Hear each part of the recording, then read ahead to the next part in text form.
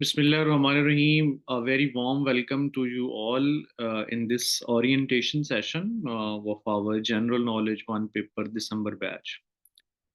तो सबसे पहले बेसिक इंट्रोडक्शन के जो हमारे कोर्स का और वन पेपर के हवाले से जो भी एस्पायरेंट्स तैयार कर रहे हैं उनके लिए जनरल गाइडेंस। लास्ट में मैं आप लोगों को हमारी कोर्स आउटलाइन दिखाऊंगा, हमारा जो मेथड ऑफ टीचिंग है वो दिखाया जाएगा और then some few of the success stories will also be shared with you. सबसे पहले ये general knowledge one paper MCQs test है क्या? तो Punjab public service commission, Sindh public service commission, federal, Balochistan, KPK and Azad Jammu and Kashmir तक फेडरल बोर्ड्स हैं, commissions हैं, ये मुख्तलिफ सीटों की रिक्रूटमेंट के लिए स्टूडेंट्स का, एस्पायरेंट्स का जायजा लेने के लिए, उनकी कैपेबिलिटीज को चेक करने के लिए एक टेस्ट ऑर्गेनाइज करते हैं। उस टेस्ट का स्कोप जो होता है वो बड़ा वास्ट होता है। उसके अंदर देखा जाता है कि स्टूडेंट को किन किन एरियाज पर आप चेक कर सकते हैं। यूजली जो एरियाज होते हैं जिनके ऊपर चेक किया जाता है वो 10 से 12 एरियाज होते हैं। उसमें पाकिस्तान की हिस्ट्री भी होती है, उनमें पाकिस्तान की ज्योग्राफी होती है, उनमें पाकिस्तान का स्टेट सिस्टम होता है, political, social, economic system, constitutional system. Then उसके अंदर जो है इसी तरह वर्ल्ड के बारे में, world current affairs, world organisation, world system, world geography, world history, Islamic studies, Islamic history, science, general science, general mathematics, basic English, basic Urdu and basic computer. इन सब एरियाज को मुख्तलिफ पोर्शंस में डिवाइड करके एमसीक्यूज की शक्ल में आपसे एक टेस्ट लिया जाता है जिसमें हज़ारों लोग अप्लाई करते हैं और मुख्तलिफ जो बोर्ड्स हैं उनके अपने अपने क्राइटेरियाज हैं। लाइक के पंजाब पब्लिक सर्विस कमीशन में अगर आप इम्तिहान दे रहे हैं तो हर एमसीक्यूज का एक नंबर है, लेकिन अगर आप एक गलत जवाब देंगे तो उसके ऊपर 0.25 आपके नंबर कट जाएंगे जो आपने ऑलरेडी गेन किए हुए हैं। मिसाल के तौर पे आपने 10 सही किए हैं और आपने 4 गलत कर दिए हैं, तो इसके मतलब है कि यू हैव गॉट 9 मार्क्स। जो आपने जो 10 सही किए हैं उसमें से भी एक नंबर जो है वो कट जाएगा। अब कहा जाता है कि ये सब्जेक्टिव टाइप जो टेस्ट होते हैं उनकी निस्बत ये ज़्यादा ट्रिकी होता है। सब्जेक्टिव टाइप टेस्ट में यू हैव ऑप्शन कि आप अपना जो पॉइंट ऑफ व्यू है, जो आपकी अपनी अंडरस्टैंडिंग है, आप अपने अल्फाज में कन्वे करें। तो वो अगर 90% भी आपका कॉन्सेप्ट क्लियर है तो आप गुजारा कर जाते हैं, जबकि यहाँ पर ऐसा नहीं होता। अगर आपको सही जवाब आता है तो ही आप जो है आप सही स्कोर कर पाते हैं। और सही जवाब समटाइम्स ऐसा होता है कि वहां पर लाइक के ऑप्शन जो दिए होते हैं वो आपस में बड़े करीब करीब होते हैं। आपको लग रहा होता है अगर आपने सही तरह से प्रॉपर ग्रिप करके उस कोई जो अपना एरिया तैयार नहीं किया हो, आपको लग रहा होता है यार ये भी ठीक है, ये भी ठीक है। उनको टेक्निकल लैंग्वेज में कहा जाता है डिस्ट्रैक्टर्स। वो जो ऑप्शंस होते हैं other than a right option उनको डिस्ट्रैक्टर बोला जाता है। और वो डिस्ट्रैक्टर जो होते हैं वो खासी क्वालिटी डिस्ट्रैक्टर्स होते हैं। तो ये कुछ जो लेआउट था। अब इसको हम थोड़ा सिस्टमेटिक करके देखते हैं। ये बेसिक अंडरस्टैंडिंग जिसने कभी नहीं सुना कि वन पेपर टेस्ट क्या होता है उसके लिए था। अब वन पेपर टेस्ट के इसी जो बेसिक अंडरस्टैंडिंग के लिए ही आपको बता दूं कि यार ये वो जॉब्स होती हैं जिनके ऊपर कभी कोई पाबंदी नहीं होती, कोई बैन नहीं होता, चाहे इंटर्म गवर्नमेंट है, चाहे कोई भी, मतलब पाकिस्तान के अंदर कुछ भी चल रहा है। ये वो सीट्स होती हैं जो once announce they are to be filled and उनका एक मेरिट इंश्योर करवाया जाता है। मैं कहूँ पाकिस्तान के हवाले से भी अगर बात की जाए, दो कि पाकिस्तान के अंदर बैड गवर्नेंस और मेरिट्स के ऊपर बहुत दफा सवाल उठता है, लेकिन पब्लिक सर्विस कमीशंस के जरिए जो होने वाली रिक्रूटमेंट्स होती हैं उसमें आप आंखें बंद करके एतबार कर सकते हैं कि अगर आपने मेहनत की है तो कोई आपसे आपका हक छीन नहीं सकता। और वैसे भी बतौर मुसलमान हमारा ये ईमान होना चाहिए कि इंसान के लिए वही कुछ है जिसके लिए वो कोशिश करता है, और अल्लाह ताला किसी की मेहनत को जो है वो रायगा कभी भी नहीं जाने देते। अब हम इसको जरा सिस्टमेटिकली देखते हैं। मैं आप क्वेश्चन अपने नोट करेंगे, मैं लाजमी लास्ट में आपके क्वेश्चंस को आंसर करके देन हम ये सेशन का एंड करेंगे। तो अब इसको हम जरा सिस्टमेटिकली देखते हैं। This is the board.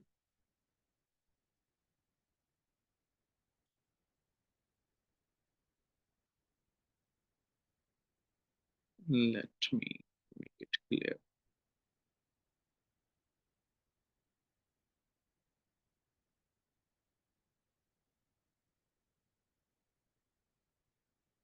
This is the board.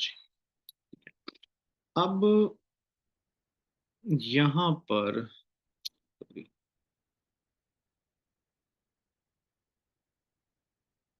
let me write one paper.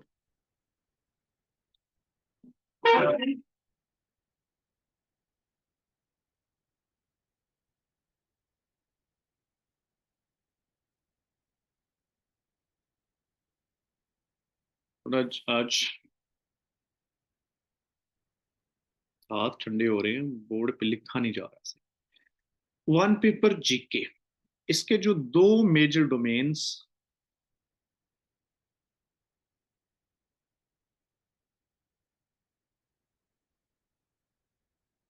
Pakistan,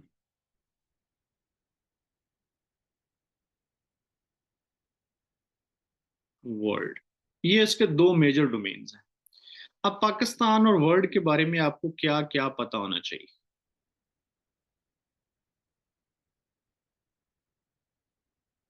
geography, अब मैं एक्सप्लेन करता हूँ बाद में आके कि जियोग्राफी क्या है। History,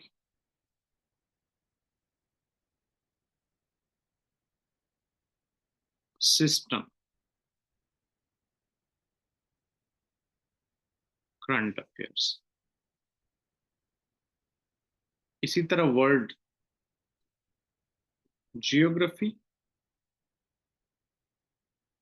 history, system, current affairs. अब पाकिस्तान के बारे में जो चार चीजें आपको पता होनी चाहिए जिनके ऊपर सवालात आते हैं, उसमें पहला है जियोग्राफी। अब जियोग्राफी क्या है? जियोग्राफी ये है कि जी पाकिस्तान के अंदर जितने भी ऐसी प्लेसेस हैं जो कि वर्थ मेंशनिंग हैं, जिनकी कोई ना कोई इंपॉर्टेंस है, पाकिस्तान की हिस्ट्री के हवाले से, रिलीजियस कल्चर के हवाले से, कल्चरल हेरिटेज के हवाले से, इकोनॉमी के हवाले से, किसी भी हवाले से, तो उनका हमें तैयार करना होता है। मिसाल के तौर पे पाकिस्तान के जो फिजिकल फीचर्स हैं ना, उसमें माउंटेन सिस्टम और रिवर सिस्टम या इरिगेशन सिस्टम पाकिस्तान का वो बड़ा इंपॉर्टेंट है। तो वो you need to know that. Number one, मिसाल के तौर पे के जी केटू कहाँ पर वाक़ है? केटू किस पहाड़ी सिलसिले में है? केटू की जो बुलंदी है वो कितनी है? केटू को पहले कब सर किया गया था? इसी तरह माउंटेन पासेस के बारे में, खैबर पास कहाँ है, किन दो सिटीज को लिंक करता है? इंडस रिवर बाकी रिवर से कहाँ मिलता है? शेर शाह सूरी ने कौन सा जो किला है वो तामीर करवाया था? या जो बुल्ले शाह का टॉम है वो कहाँ पर है, श्राइन है वो कहाँ पर है? या जो शालीमार गार्डन है वो कहाँ पर है? अकबर का अकबर ने कौन सा किला यहाँ पर तामीर किया था? ये सारे के सारे लेक्स, आपके ग्लेशियर्स, आपकी माउंटेन पीक्स, आपके मोटरवेज, आपकी हाईवेज, आपकी जियोग्राफिकल जितने भी फीचर्स हैं, उन सब को आपको आना चाहिए। अब it is not a short topic meanwhile, मतलब पूरे पाकिस्तान को यार कवर करना it's not an easy thing. तो यहाँ पर काम आता है कि आप अगर आप दो चीजों को देख रहे हैं, पास्ट पेपर्स के ट्रेंड्स को देख रहे हैं, और दूसरा आप पास पेपर्स को देख रहे हैं, या आप को एक सीरीज वाइज पढ़ाया जा रहा है कि आपको जो चेक द चार्जर क्या है?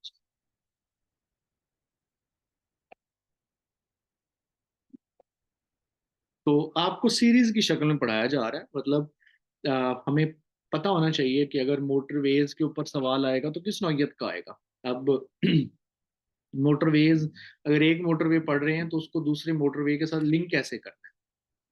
फिजिक जो पीक्स हैं उनके ऊपर किस नौयत के सवालात आते हैं, इसका आइडिया या तो आपको पास पेपर से देख के मिलता है, या आपको किसी सेशंस को, अगर आप सेशन को ज्वाइन कर रहे हैं, वहां से मिलता है। हिस्ट्री के अंदर बेसिकली हमारे पास जो एरियाज होते हैं उसको दो हिस्सों में, बड़े हिस्सों में तकसीम करते हैं आप। प्री पार्टीशन और पोस्ट पार्टीशन, 1947 से पहले की रेलिवेंट हिस्ट्री और 1947 के बाद की हिस्ट्री। अब 1947 से पहले की जो हिस्ट्री है उसमें क्या है कि एक तो है 1857 की जंग आज़ादी से पहले की हिस्ट्री, जिसमें मुस्लिम रूल है सब कॉन्टिनेंट में, मोहम्मद बिन कासम, शहाबुद्दीन गौरी, महमूद गजनवी, शहाबुद्दीन गौरी, एंड देन दिल्ली सल्तनत, और फिर मुगल्स, और मुगल्स को आके ब्रिटिश ने खत्म किया। इसी तरह 1857 की जंग आज़ादी के बाद ब्रिटिश और देन फिर मुसलमानों की जो स्ट्रगल है इंडिपेंडेंस के लिए, वो सारे एलिमेंट जिसके अंदर तमाम के तमाम जो उनकी डेवलपमेंट्स हैं वो सीरीज की शक्ल में आप तैयार करते हैं।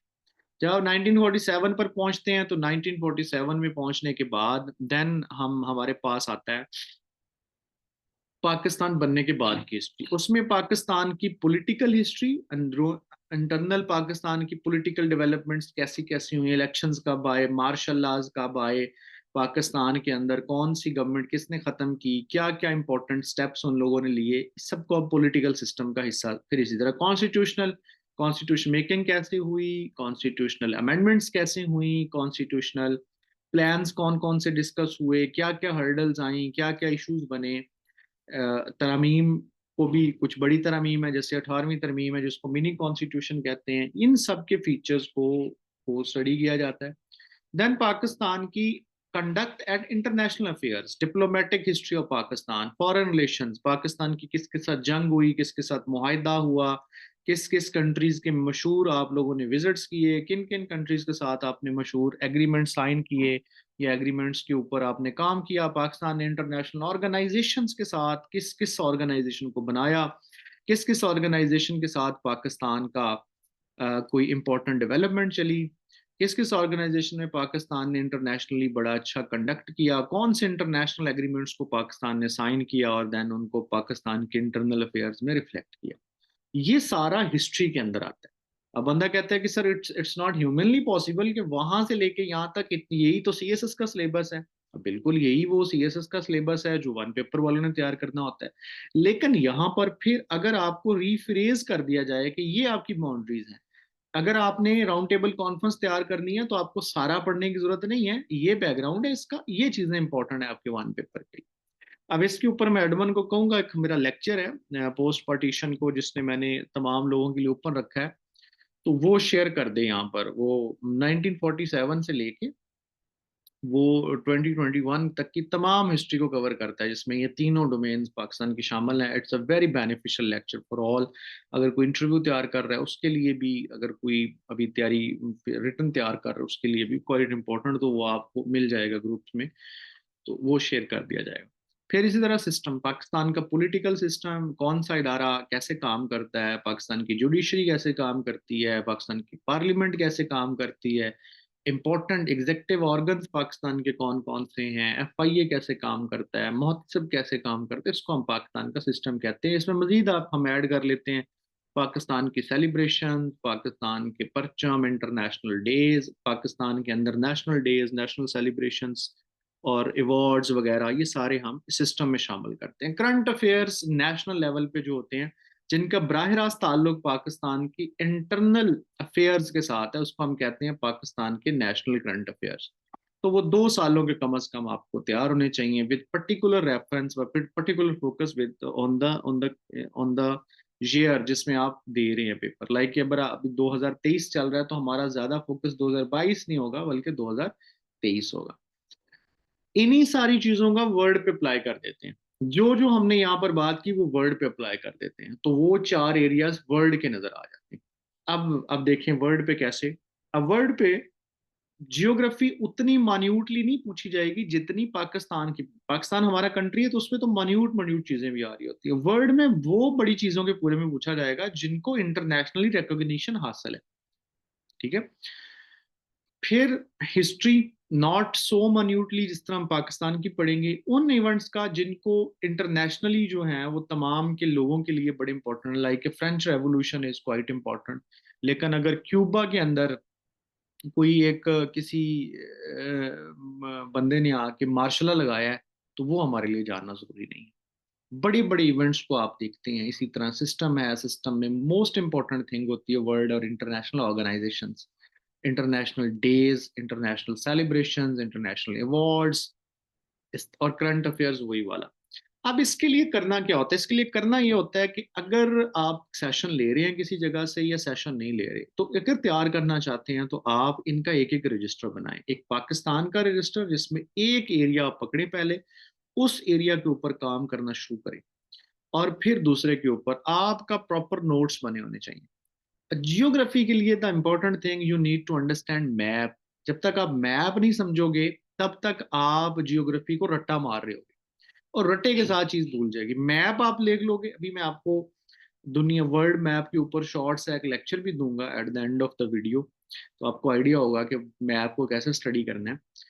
मैंने एक भेजा भी था, एडमन ने एक भेजा था यहाँ पर लेक्चर आपको पाकिस्तान के मैप के ऊपर। वो बड़ा इंपॉर्टेंट लेक्चर है। वो पाकिस्तान की तकरीबन जितनी भी बेसिक बेसिक अंडरस्टैंडिंग है मैप की, वो उसमें दी गई है। उसको आप लोग जरूर सुन लीजिएगा अगर आपने अभी तक वो नहीं सुना तो।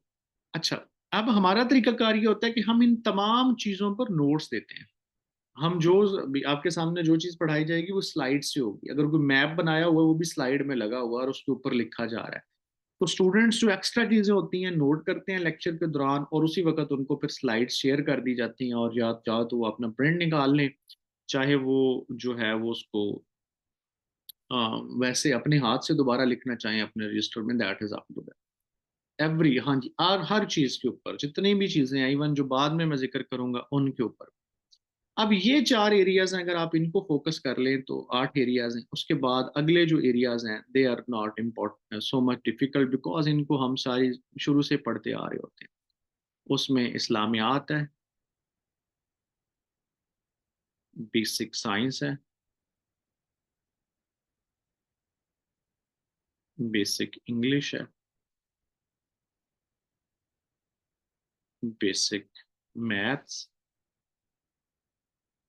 उर्दू जनरल, और कंप्यूटर। इस्लामियात में दो हिस्सों में आप तकसीम कर लेते हैं इस्लामियात को, हिस्ट्री और जनरल इस्लामिया। हिस्ट्री में आप अम्बिया कराम, नबी अकरम सल्लल्लाहु अलैहि वसल्लम की ज़िंदगी मुबारक, मदनी और मक्की, उनकी ज़िंदगी में होने वाली गज़वात, एग्रीमेंट्स, तमाम के तमाम ऐसे इम्पोर्टेंट इवेंट्स जिनको कहीं ना कहीं किसी न किसी सीरत की किताब में दर्ज किया गया है उनको। जनरल इस्लामियात में नमाजें कितनी हैं, फ़र्ज नमाजों की तादाद, हज के प्राइस कितनी हैं, इसी तरह आसमान कितने हैं, और ये इस्लामी मंथ के क्या क्या नाम है, कौन सा इस्लामिक मंथ किसके बाद आता है, कौन सा नंबर होता है, इन सबको हम जनरल इस्लामियात कहते हैं। साइंस के अंदर जो बेसिक साइंसेज, इसके अंदर आपके चारों ब्रांचेस का हल्का हल्का टच दिया जाता है। आपकी फिजिकल साइंसेज, आपकी बायोलॉजिकल साइंसेज, फिर इन्वायरमेंटल साइंसेज के ऊपर भी बात होती है। और इसी तरह जो ह्यूमन फिजियोलॉजी है उसके ऊपर भी बात होती है, उसको भी आपने करना होता है। कौन सा ह्यूमन ऑर्गन जो है वो किस डिजीज के जरिए मुतासर हो सकता है, विटामिन की कौन सी कमी, कौन से विटामिन की कमी आपको किस बीमारी का शिकार कर सकती है। फिर हिस्ट्री साइंस की, किसने क्या इन्वेंशन दी, कौन सा इंस्ट्रूमेंट किस चीज़ को मापने के लिए है। और इसी तरह बेसिक मेजरमेंट के यूनिट्स, निज़ाम शमसी, आपका सोलर सिस्टम, आपका एटमॉस्फेयर, आपका अर्थ के layers, structure of the earth, ये सारी बेसिक साइंस में शामिल होती है। बेसिक इंग्लिश जो एफपीएससी के टेस्ट होते हैं उसमें बेसिक इंग्लिश का पोर्शन ज़्यादा होता है, अराउंड 20% होता है, तो उनको ज़्यादा वाइडली पढ़नी पड़ती है। जबकि पीपीएससी के अंदर थोड़ा होता है तो उसको थोड़ा उतना उसका स्कोप नहीं है, लेकिन हम इसको वाइडली पढ़ाते हैं और हम कहते हैं कि अगर कोई ये पढ़े, ये हमारे सेशन के अंदर वो पीएमएस की जो इंग्लिश जनरल है उसके भी उसके तकरीबन 25 मार्क्स के जो क्वेश्चंस हैं वो हल हो रहे होते हैं। नरेशन हम इसमें करवा देते हैं, हम इसमें करेक्शन करवा देते हैं, हम इसके अंदर जो है वो आपका यूज ऑफ वर्ब करवा देते हैं, आपके एक्टिव वाइज पैसिव वाइज करवा दिए जाते हैं। बाकी सिनोनिम्स और एंटोनिम्स के ऊपर जो मोस्ट एक्सपेक्टेड क्वेश्चंस हैं या पास पेपर्स में आए हुए हैं उसकी आपको प्रोविजन कर दी जाती है। उसके बाद बेसिक मैथ है। बेसिक मैथ के अंदर भी वही बेसिक सवालात जो पास पेपर्स के अंदर रिफ्लेक्ट हो रहे हैं, तमाम एरियाज को कवर करवाया जाता है। उर्दू के अंदर भी ग्रामर, वोकेबलरी और हिस्ट्री, ये तीन हिस्से होते हैं।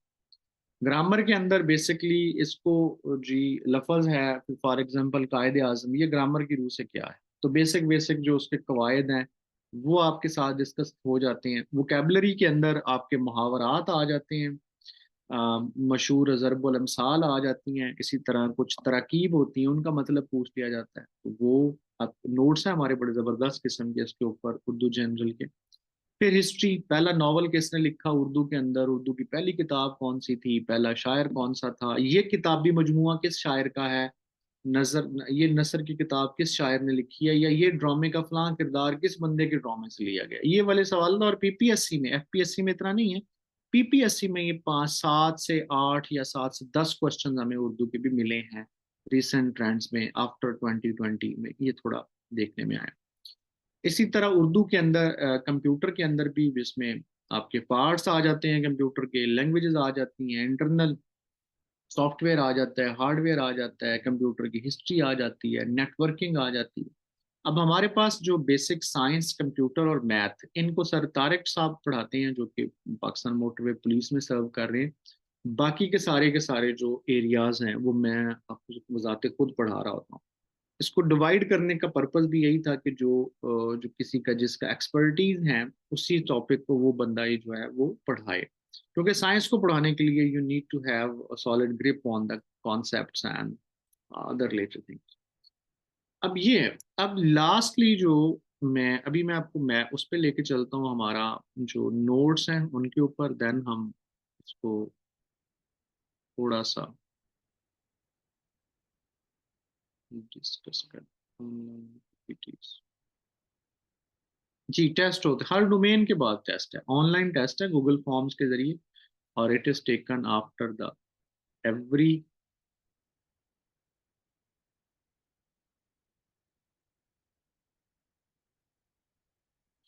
Late me show, first of all let me show you.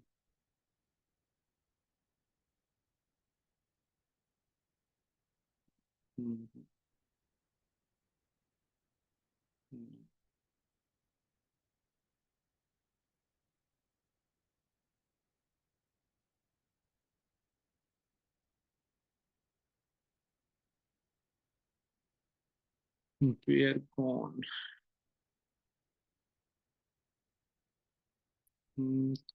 Just a minute.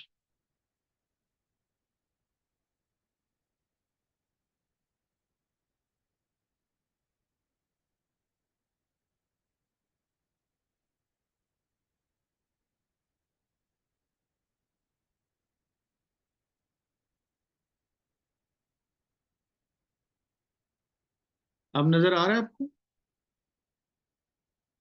Screen नजर आ रही है?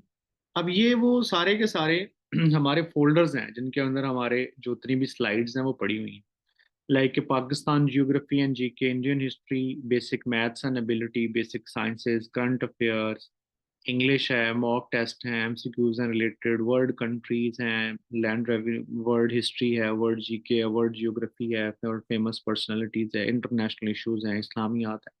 अब इनमें हमारा ये होता है, अब लाइक कि मैंने अगर आपको वर्ल्ड जियोग्राफी पढ़ानी है तो late me show you here something, ये सारी स्लाइड्स पड़ी हुई हैं।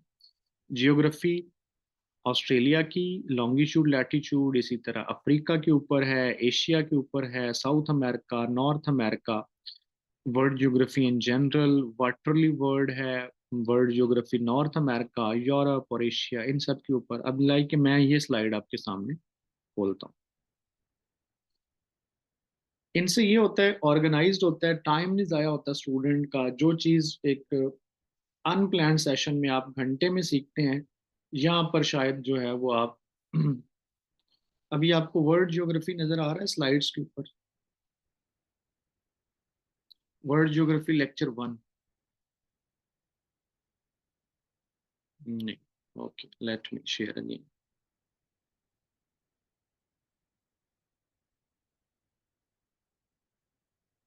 नाउ।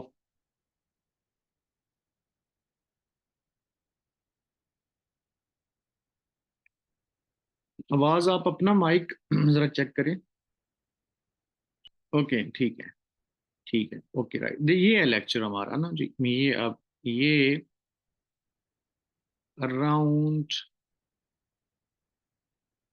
82 स्लाइड्स हैं, और इन स्लाइड्स के बाद आपको दुनिया के जो वाटरली बॉडीज हैं, जिसमें ओशन है, रिवर है, सीज हैं, लेक्स हैं, पेनिनसुला इसके सॉरी आइलैंड हैं, उन वाटर बॉडीज के अंदर पेनिनसुलास हैं, उसके अंदर स्ट्रेट्स हैं, इनके ऊपर आपका कोई सवाल मिस नहीं हो सकता। मैं आपको यहाँ पर थोड़ी सी इसकी डेमोन्स्ट्रेशन देता हूँ ना।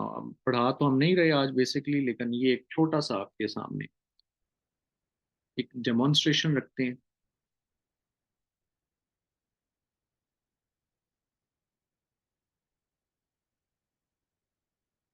बेसिकली जो दुनिया है ना, वो इस शेप में है,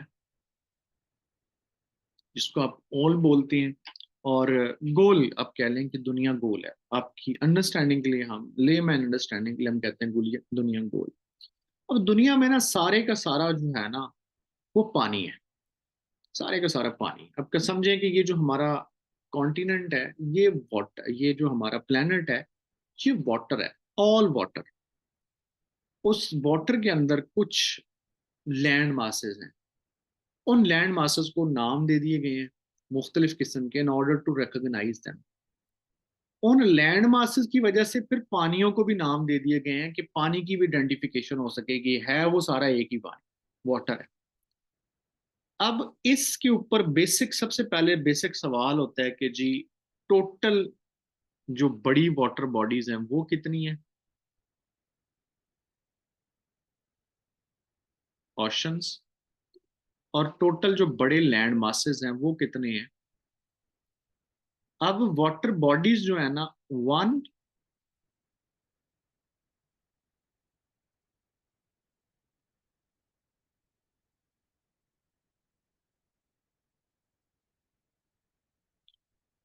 2, 3, 4 और 5।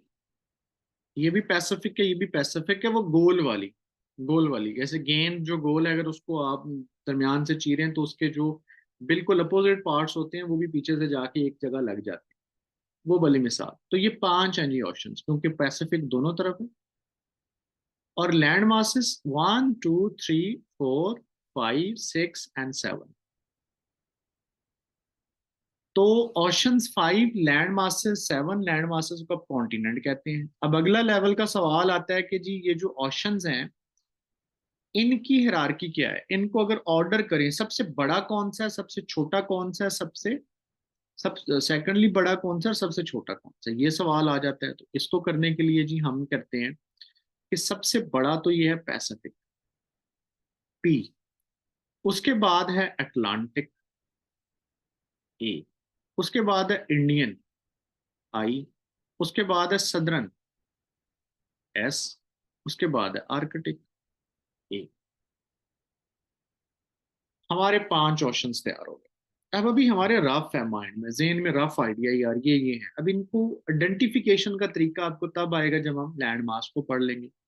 लैंड मास हमारे कितने हैं? Number 1, Asia. लैंड मासेस को आप दो तरह से जो है वो ऑर्डर करते हैं, एरिया वाइज पहले देखते हैं। नंबर 1 है जी एशिया, नंबर 2 है अफ्रीका, नंबर 3 है हमारे पास North America, number 4 South America, number 5 Antarctica, number 6 Europe, और नंबर 7 ऑस्ट्रेलिया। पॉपुलेशन वाइज दूसरा, एशिया पहले नंबर पर है पॉपुलेशन वाइज भी, और अफ्रीका दूसरे नंबर पर है। यहां से आगे तब्दीली आ जाएगी। तीसरे नंबर पर यूरोप है, चौथे नंबर पर नॉर्थ अमेरिका, पांचवें नंबर पर साउथ अमेरिका, छठे नंबर पर ऑस्ट्रेलिया, और सातवें नंबर पर अंटार्कटिका, जो कि आबाद ही नहीं है, उस पर सिर्फ रिसर्च वाले 500-600 लोग रहते हैं। अब अब ये जो है वो ये बेसिक जैसे छोटे छोटे टेस्ट होते हैं, क्लर्क्स के हो गए, कोई असिस्टेंट के हो गए, उनके अंदर ये सवालात आपको मिलते हैं। लेकिन अगर आपको बेसिक नहीं पता तो आप हायर नहीं जा सकेंगे। मैं आपको वो समझाता हूँ कि वो कैसे नहीं जा सकेंगे, सुनेंगे यहाँ पर आप। सबसे पहले आपने ना आपकी कोई भी ड्राइंग है, मतलब आपको ड्राइंग आती है कि नहीं आती है, अगर आपको यूं भी करना आता है ना तो आप एक पेज निकालें और उस पेज के ऊपर ना ये सारे के सारे बना लें। ठीक है, पहले आप कॉन्टिनेंट बना लें, फिर उसके साथ साथ जो स्पेसेस दी गई हो वहां पे अपने ऑप्शंस को लिख दें। मिसाल के तौर पे अगर मैं ड्रॉ करता हूँ कि जी मैंने ये ड्रॉ कर लिया, ये ड्रॉ कर लिया, ये ड्रॉ कर लिया, तो मैं लिखूंगा नॉर्थ साउथ ईस्ट वेस्ट। ये कोई भी मैप ड्रॉ करने का ना ये एक जो होता है डायमेंशन उसकी ये होती है। अब मैं कहूंगा कि जी ये हमारा अगर एशिया है तो उसके साथ यूरोप है, नीचे अफ्रीका है, North America, South America, Antarctica, and then here Australia. अब पैसिफिक ओशन कहाँ पे लोकेट कर रहा है, अगर आप थोड़ा सा उसको देखें तो पैसिफिक ओशन ना एशिया के साथ और नॉर्थ और साउथ अमेरिका के साथ लोकेट करता है, उधर से एशिया और ऑस्ट्रेलिया के साथ। एशिया और ऑस्ट्रेलिया के ईस्ट में है और नॉर्थ अमेरिका और साउथ अमेरिका के वेस्ट में है। राइट। आर्कटिक ओशन कहाँ पर है, यूरोप और एशिया के ऊपर, नॉर्थ अमेरिका के ऊपर। अटलांटिक ओशन एक तरफ यूरोप है, एक तरफ अफ्रीका, एक तरफ नॉर्थ अमेरिका, एक तरफ साउथ अमेरिका, दरमियान में जो है वो आर्कटिक ओशन। और सदर्न ओशन अंटार्कटिका के ऊपर है यहाँ पर। अब यहाँ पर अगर ये अभी ये हम इसको पूरा को 1.5 घंटे में को समझते हैं, इस पूरे को वाटरी वर्ड को, यहाँ पर मैं जस्ट आपको अंडरस्टैंडिंग देने के लिए इसको शॉर्ट कर रहा हूँ। अब देखिए कि यहीं पर ना एक सवाल आ जाता है कि जी दुनिया के सबसे जो इम्पोर्टेंट सी हैं उनको देखें। अब सी जो होते हैं ये वैसे ओशन का पार्ट ही होते हैं, पानी ओशन का ही है, लेकिन उनको मोर स्पेसिफिकली उनको उनको मोर आप कह लो कि कंसाइजली हिट करने के लिए उनका उनको मोर कंसाइजली उनका नाम देने के लिए उनको नाम दे दिए गए। अब मिसाल के तौर पे यहाँ पर जो पानी है ये आर्कट अटलांटिक ओशन का पानी है यहाँ पर। अब ये इसको आप सी बोलते हैं और इस सी का नाम है मेडिटेरेनियन। तो सवाल आता है जी मेडिटेरेनियन सी जो है वो कहाँ पर लोकेट कर रहा है, यूरोप और अफ्रीका के दरमियान में एक नेचुरल बाउंड्री बना रहा है। यहाँ पर इंडियन ओशन का पानी गया हुआ है, इसको आप बोलते हैं रेड सी। तो सवाल आ जाता है कि see that separates Asia and Africa वो कौन सा है। ठीक है, और यहीं पर लोकेट करता है कैरेबियन सी, जो अटलांटिक का ही पानी है, जो कैरेबियन सी उसको कैरेबियन सी बोलते हैं, जो दुनिया का डीपेस्ट समुंदर है। और यहीं पर जो है वो सी लोकेट करता है जो दुनिया का सबसे बड़ा सी है, साउथ चाइना सी, जो कि ऑब्वियसली पैसिफिक के पानी का हिस्सा है। यहीं से आप फिर जो है वो स्ट्रेट्स की तरफ जाते हैं। स्ट्रेट क्या होती है कि दो वाटर बॉडीज को जोड़ती है और दो लैंड मासेस को अलग करती है। मिसाल के तौर पे ये तंग पट्टी है, ये ठीक है, ये किसको जोड़ रही है, यहाँ पर ये पानी कौन सा, मेडिटेरेनियन सी, ये अटलांटिक है। इन दोनों को जोड़ रही है और यूरोप और अफ्रीका को अलहदा कर रही है, इसको बोलते हैं स्ट्रेट ऑफ जिब्राल्टर, जिसमें वो तारिक बिन जियाद लोग जो हैं वो यूरोप पहुंचे थे अफ्रीका से। Straight of Gibraltar. इसी तरह ये एक तंग पट्टी है जो कि इधर एशिया के ममालिक को, इधर अफ्रीका के ममालिक को अलहदा करती है और इंडियन ओशन को रेड सी के साथ जोड़ती है, इसको बोलते हैं बाबुल मंदीब। अब ये वो चीजें हैं जो पास पेपर में आई हुई हैं। अगर आप मैप समझ लोगे देन आपके लिए quite it becomes quite easy. 10 से 15 स्टेट्स हैं और 10 से 15 इसी तरह आपके दीगर क्वेश्चन हैं। अच्छा, अभी 2 मिनट रहते हैं, इस लिंक को जो है ये एक्सपायर हो जाएगा, दोबारा इसी लिंक से आपने ज्वाइन कर लेना है। हम चंद बातें आपके क्वेश्चन आंसर उसमें लेंगे, लास्ट बात मैं यहाँ पे करने लगा हूँ। हाँ जी, इस तरह के तमाम हिस्ट्री के ऊपर भी, साइंस के ऊपर भी, वर्ल्ड जियोग्राफी, पाकिस्तान जियोग्राफी, हर चीज़ के ऊपर हमारे पास नोट्स हैं और मैं इनको थोड़ा लेट मी कम टू ये लाइक कि ये जो बातें मैंने की हैं वो यहाँ पर नोट्स के अंदर रिफ्लेक्ट हो रही हैं दोबारा से। ये आपके लिए वन लाइनर है, ये बेसिक पॉइंट्स हैं, ये पैसिफिक के ऊपर जितने इंपॉर्टेंट सवालात हैं जो पास पेपर में आए हुए हैं एक जगह लिख दिए गए हैं। अटलांटिक के अंदर जितने भी आए हुए हैं यहाँ पे लिख दिए गए हैं। इंडियन ओशन, इसी तरह ये सीज हैं, और ये सीज के ऊपर जो बेसिक बेसिक पॉइंट उनके पिछले पेपर्स में आए हैं यहाँ पे लिख दिए गए हैं। साउथ चाइना सी है, जो वर्ल्ड के दुनिया के बड़े रिवर्स हैं वो यहाँ पे लिख दिए गए। फिर जो मेजर रिवर्स हैं उनको मैप के जरिए भी जो बता दिया गया, और उनके ऊपर क्या क्या सवालात बन सकते हैं वो बता दिए गए। अब लास्टली जो है ना, मैं आपको पहली स्लाइड पे लेके जाऊंगा और एक आइलैंड के बारे में बता के फिर हम बात नेक्स्ट आपके सवालात की तरफ आए। ये एक आइलैंड है, इसका नाम है ग्रीनलैंड। ये दुनिया का सबसे बड़ा आइलैंड है, ठीक है, कंट्री नहीं है। एरिया वाइज ये हिस्सा है नॉर्थ अमेरिका का, लेकिन इसके ऊपर कंट्रोल है यहाँ पर एक करके यूरोपियन मुल्क है डेनमार्क, उसका। अब ये सारे सवाल इस पे आ जाते हैं कि इसका रकबा कितना है जी, दुनिया का सबसे बड़ा आइलैंड कौन सा है, ग्रीनलैंड। किसके कंट्रोल में, डेनमार्क कंट्रोल में। ये यूरोप का हिस्सा है क्योंकि डेनमार्क तो यूरोप का हिस्सा नहीं, ये नॉर्थ अमेरिका का हिस्सा। अच्छा अच्छा, ये आइलैंड का मतलब होता है कि जिसके चारों तरफ पानी हो, तो इसके चारों तरफ पानी किसका है, अटलांटिक का है या आर्कटिक का है, तो ये अटलांटिक का आइलैंड है। अब ये सवालात अगर आपको आते हैं तो देन आपके लिए Greenland nothing, a new place, right. फिर इसी तरह ये एक है मदगास्कर, अफ्रीकन कंट्री है, इंडियन ओशन और आइलैंड कंट्री, दुनिया की सबसे बड़ी आइलैंड कंट्री, इंडियन ओशन का सबसे बड़ा आइलैंड है, अफ्रीका का हिस्सा है। मदगास्कर कहाँ पर है, अगर आपने मैप के ऊपर देखा हो तो आप कहेंगे जी अफ्रीका के किस तरफ है। मैप मैप के नॉर्थ साउथ ईस्ट के अंदर, साउथ ईस्ट, या सिर्फ ईस्ट या साउथ ईस्ट, साउथ ईस्ट में वाकई, साउथ नीचे से आ गया, ईस्ट इधर को आ